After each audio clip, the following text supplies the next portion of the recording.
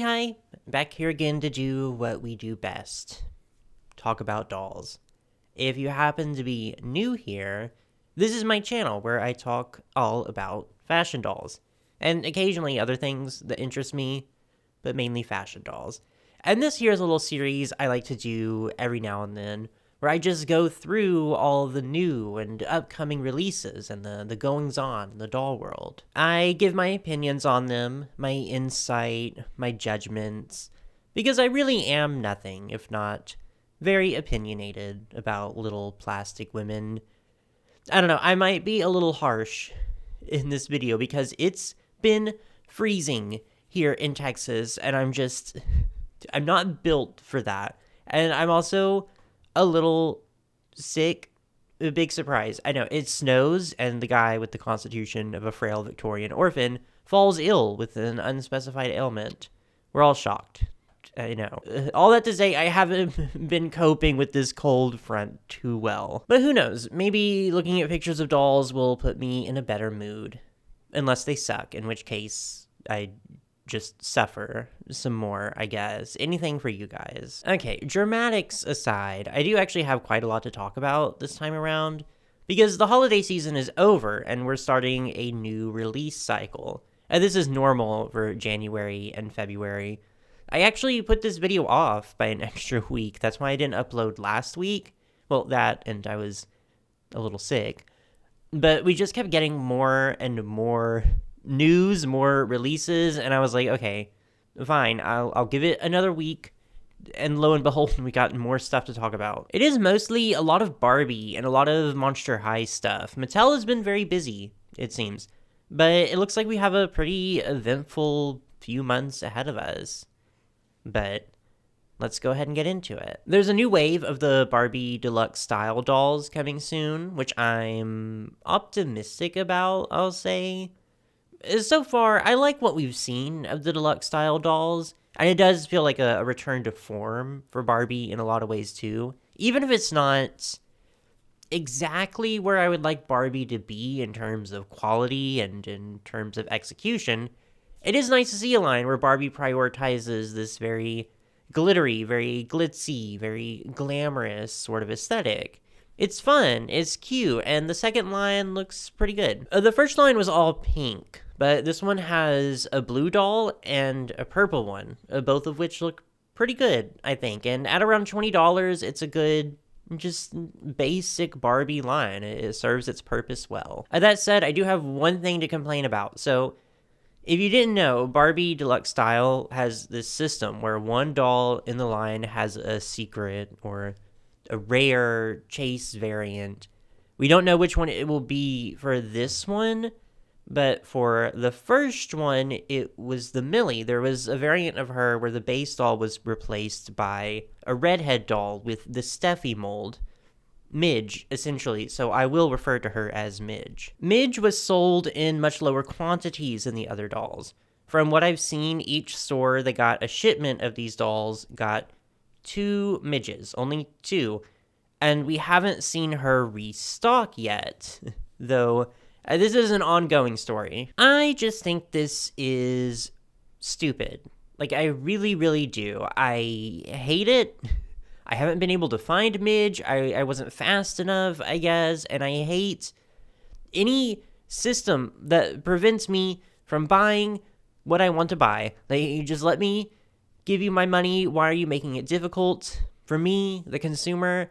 I should not be going on adventures. I should not be going on quests to 16 different targets to find a doll that you, the company, have the resources to make abundantly available. It's not fun. It's not exciting. It's just annoying. This whole chase variant thing on a Playline doll, it's stupid. Chop. Like, just end it there, Mattel. Next, Mattel is releasing a collector's edition doll to celebrate the 45th anniversary of Black Barbie. And what's really exciting and special about this doll is that she is designed by Kitty Black Perkins, who you may or may not know as the designer of the original Black Barbie back in 1980. She will be fully available later this month, I think January 28th is the release day for $35. She's really pretty. I love the Simone sculpt, and this shade of red on the gown suits her so incredibly well. And $35 is a good price too, but more than anything, I'm just really excited to see Kitty Black Perkins back in the game. She's one of Mattel's most iconic designers, and she deserves her flowers, for sure. This one I'm a little late on, but Mattel also released an Aaliyah doll, exclusively through Target and Mattel Creations. And from what I understand, she sold out pretty quickly, which does not surprise me. Aaliyah was slightly before my time, but I still know her to be an incredible pop culture icon with a very enduring and loyal fan base. So it's good to know that this doll must have done her a lot of justice. And the doll does look very nice. Like, just speaking objectively, she looks really good.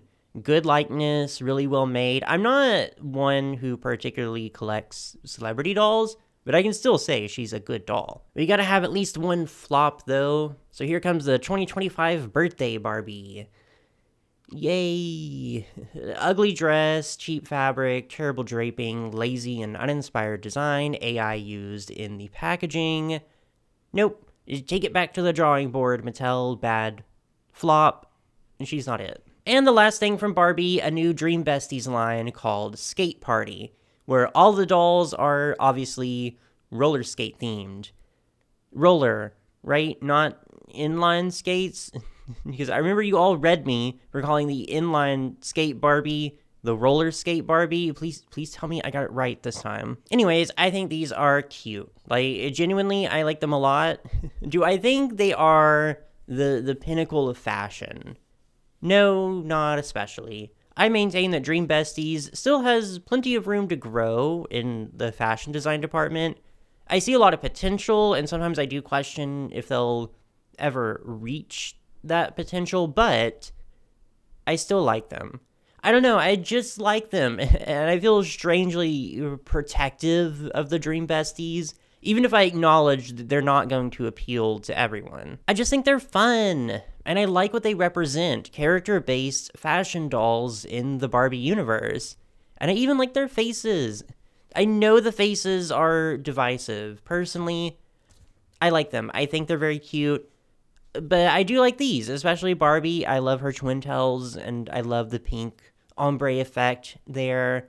Renee is another one of my favorites, too. The crimped hair is so cute. And I really like her makeup, too. It's really fun. For Disney, there's a few new Illy Forever dolls. I feel like I haven't talked about these in a while. I think they sort of fly under the radar sometimes. But there's two new dolls who are on the more budget level. One for Bo Peep, who is cute. Again, I love the twin tails. I'm always going to love twin tails, though. Her outfit is just not very exciting, which is supposed to be pajamas, I assume. They're branching out with more characters, though, which is nice. And also one for Bambi, who has gotten a doll before. This one is... she's okay. Just okay. I think Disney, Illy Forever, shines the most in the accessory department lately. Like, they really kill it with the purses and the accessories the dolls come with. They're always really nice. There's also a new deluxe Minnie Mouse doll who is cute. I don't have anything bad to say about her, except I hate sequin pants. But that's a me thing. I just don't care for sequins on dolls much, period. But everything else is nice. I don't think I need her, but I'm sure she'll make someone happy. Next, some new stuff from Loyal Subjects, who's the company behind the current dolls of Strawberry Shortcake and Rainbow Bright. I mentioned in a past video that they would be reviving another property that I was really excited about, Jim and the Holograms. And she looks good. I'm really happy with her. I'm really happy to see a Jim doll at all, but I think she looks really good. I do have a small gripe with how they did the Jerrica outfit, though. So she does come with an extra outfit for Jerrica, but if you know Jim, you know she has bright pink hair and Jerrica has blonde. So you can put the outfit on Jim if you want, but it won't look like Jerrica. And I understand mechanically this is a pretty difficult thing to implement, so it definitely isn't a deal breaker for me. I honestly think I would have preferred this to, say, like, a wig that probably wouldn't have looked good because historically 1/12 scale wigs don't. So it's fine. It's just kind of funny. I just really hope we get more dolls. I want all the holograms. I want the misfits. I want the stingers. I want the side characters. I want them all. There was also information about another doll that dropped at the same time but got a little overshadowed. A Carmen Sandiego doll, also by the Loyal Subjects. She is based on the likeness of Carmen from the Netflix animated series, which I watched. I liked it. I was a fan. But that show did end in like 2021, right? So this is just a very random release, not one I would have predicted. Apparently they are releasing a new Carmen Sandiego game soon, and that's why. The doll looks cute though, even if it's kind of random. It's definitely nothing I am opposed to. Alright, let's get through this mountain of new Monster High stuff. First thing I want to talk about, an update on Welcome Committee Frankie Stein, who I first talked about on this channel a long time ago. And this doll has been in release limbo for a while now.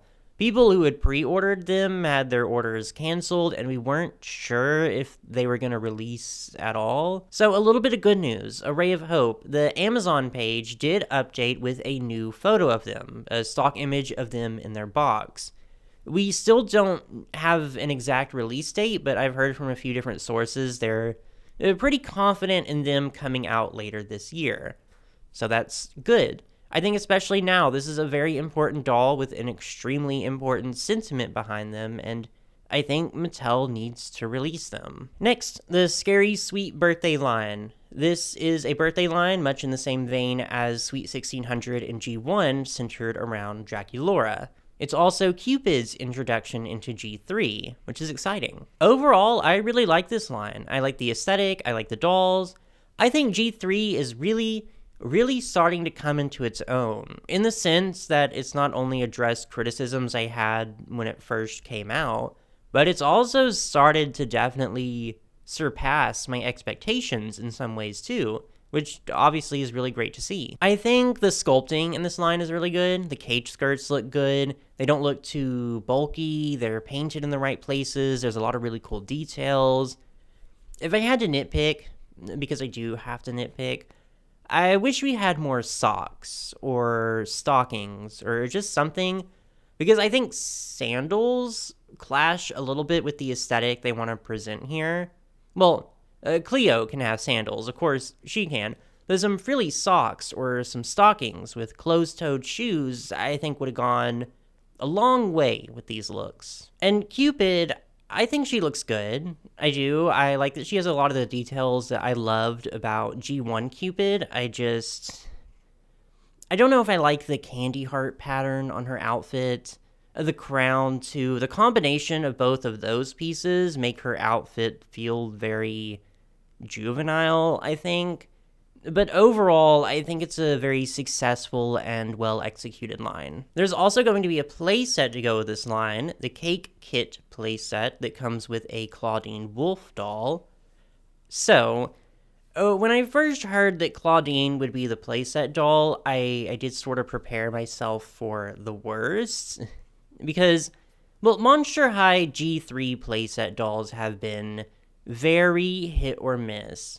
If you remember the Monster Fest Draculaura playset doll, well, case in point. But I will say I am very pleasantly surprised. Obviously, she's sporting something a lot simpler than the other dolls, but it still works. I think she looks really good. It's a nice, cute number that still feels on theme.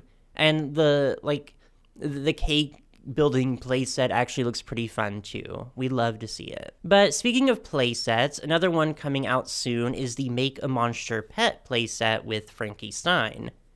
So as far as my expectations for playset dolls go, I would say this one is about what I expect, which is to say not a whole lot. It's a cute idea for a playset though. I just want to know why these pets are serving face. Like, their faces are beat. Frankie, you are letting yourself get outmugged by animals, creatures. Stand up, stand up. Let your hair down too while you're at it. Literally speaking, because that ponytail is actually horrendous. Next, and this isn't really breaking news, they've been around for a while, I just haven't talked about them yet, the Fear Book Series 2 dolls with Abby and Venus. They're cute. Abby looks good. I love her cardigan, and I love that she has a chainsaw again. One thing about Abby, she's gonna swing a chainsaw around. Venus is definitely a standout doll, for sure. See, that was a criticism I had for Monster High early on, a lack of interesting hairstyles, because we got a lot of just straight or wavy, longish hair, not a lot of variety. So I'm really happy to see the addition of both more complex factory styles and a bigger variety of hair textures, too. I think there could always be more, but it's a good step for sure. But another Venus doll, this one is an alumni G1 release, the Skeletor Venus McFlytrap doll. This one released January 17th on Mattel Creations and is still available at the time of me filming this. But she is a fan club exclusive, so you need the membership to buy her. I remember when I first saw the preview pictures of her, just little close-ups, and my first thought was, please don't be a mermaid dress. Please don't be wearing a mermaid dress. And the monkey's paw finger curled, and we got this. I do distinctly remember waking up at around 5 p.m., as I usually do, and I saw her on my Twitter timeline, and I just thought, okay, where's the rest of her? Because to me, the outfit does feel very incomplete. It's not that it's badly designed or that it's poorly executed or that it's ugly. She just feels unfinished. Because there's plenty of stuff that I like. Her face, for one, looks incredible. The shoes, too. The back piece is a very interesting sculpt and adds a lot of drama to the doll. It still just doesn't feel like a full outfit. She's very divisive, though, I've noticed. Some people are echoing exactly what I said, that something just feels a little underwhelming or unfinished, and other people are saying, well, it's a reference to a high fashion piece. It's fashion forward. You just don't get it. And it's like, no, I do get it. Something can be a high fashion reference and also be underwhelming. Both of these things can be true. Look at Rainbow High. We have plenty to learn from them. But something being high fashion does not inherently make it interesting. Sometimes expensive things are worse. It just doesn't feel like something Venus would wear, I think. There are so many more interesting and engaging places you could take Venus's pop punk aesthetic on a collector's doll. More interesting than, a bodysuit. That's my take anyways. Obviously, this is subjective. I know a lot of people disagree with that take, and it's fine. I'm just personally a little disappointed. All right, now we have something from Bratz, the new Going Out line, which I think looks overall pretty good. Yasmin's, I think, is very cute. Feels very true to her character. I love the dress. I love the corset detail. I think she looks good both with and without the jacket. Her makeup looks really good, especially that lip color.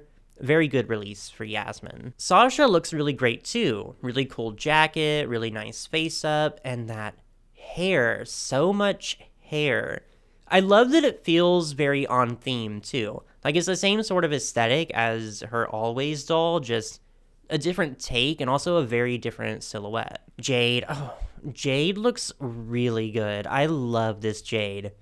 I already bought her, actually, and I'm so happy with her. It's such a simple outfit, but an effective one. And very Bratz, too, Definitely a step up from her Always doll, for sure. Now, Chloe.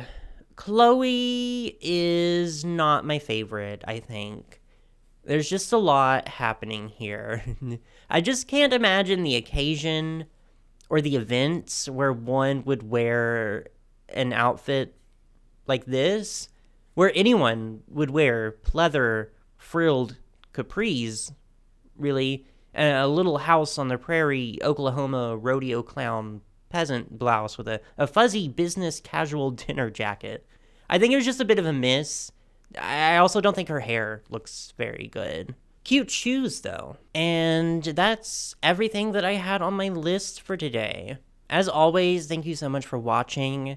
It is, of course, now your turn to go down there in the comments and tell me all your thoughts. Tell me which dolls you're most excited for, which ones you're getting, which ones you already got, and also which ones you're not getting. Because I do support being a hater, as long as you keep it civil and you keep it cute. But when you're done with all of that, just be sure to like and subscribe for any future fashion doll content. Now go out and get those dolls.